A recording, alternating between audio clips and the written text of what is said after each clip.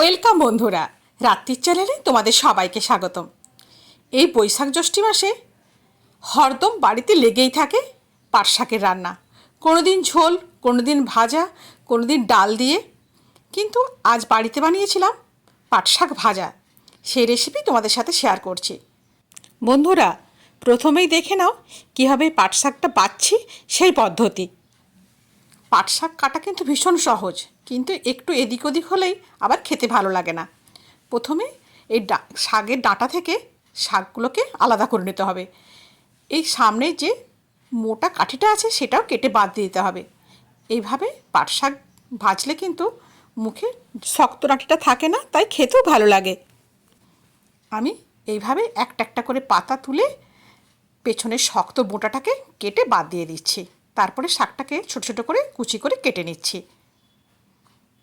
সমস্ত শাকটা আমি এইভাবেই কিন্তু বেছে নেব। বন্ধুরা, যারা আমার চ্যানেলটাকে এখনও সাবস্ক্রাইব করনি তারা প্লিজ সাবস্ক্রাইব করে নাও, আর পাশে থাকা বেল আইকনটা একটু প্রেস করে রেখো। দেখো, সমস্ত কিছু কাটা হয়ে গেছে। ফোড়নের জন্য আমি আজকে পেঁয়াজ দুটো কেটে নিয়েছি আর শুকনো লঙ্কা নিয়েছি। কড়াইয়ে সামান্য পরিমাণ সর্ষের তেল দিলাম। খুব অল্প তেলে এই রান্নাটা করা যায়, আর খেতেও খুব সুস্বাদু হয়। এই পাট শাক কিন্তু আমাদের অনেকক্ষণ ধরে পেট ভার রাখে।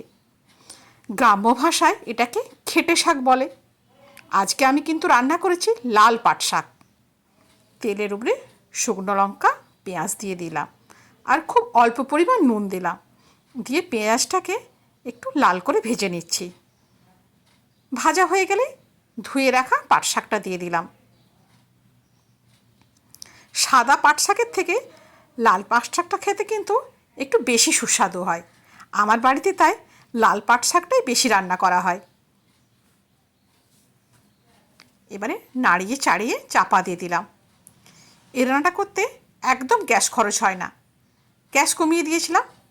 2 মিনিট বাদে একটু ঢাকাটা খুলে দেখলাম শাক থেকে অনেকটাই জল বেরিয়েছে। এই জলেই কিন্তু পাট শাকটা ভাজা হয়ে যাবে। দেখো, নাড়াচাড়া করে দিয়েছি। এবারে গ্যাসের ফ্লেমটা বাড়িয়ে নেব। জলটা শুকিয়ে গেলে রান্নাটা আমার কমপ্লিট হয়ে যাবে। দেখো, গ্যাসটা বাড়িয়ে দিলাম।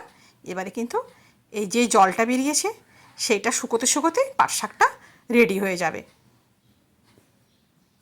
বন্ধুরা, আমার চ্যানেলে যদি কোনো নতুন দর্শক বন্ধু এসে থাকো, তোমরা কিন্তু আমার চ্যানেলটাকে সাবস্ক্রাইব করে রেখো, আর পাশে থাকা বেল আইকনটা একটু প্রেস করে রেখো। যখন নতুন নতুন রেসিপি আপলোড করব তখন তোমাদের কাছে পৌঁছে যাবে। গ্যাসটা বন্ধ করে দিলাম। এবার একটা পাত্রে ঢেলে নেব।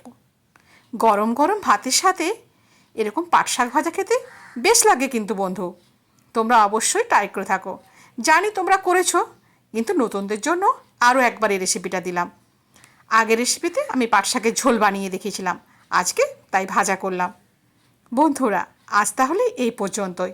দেখা হবে নতুন কোনো রেসিপির সাথে তোমাদের সঙ্গে নিয়ে। সবাই ভালো থেকো, সুস্থ থেকো। ধন্যবাদ।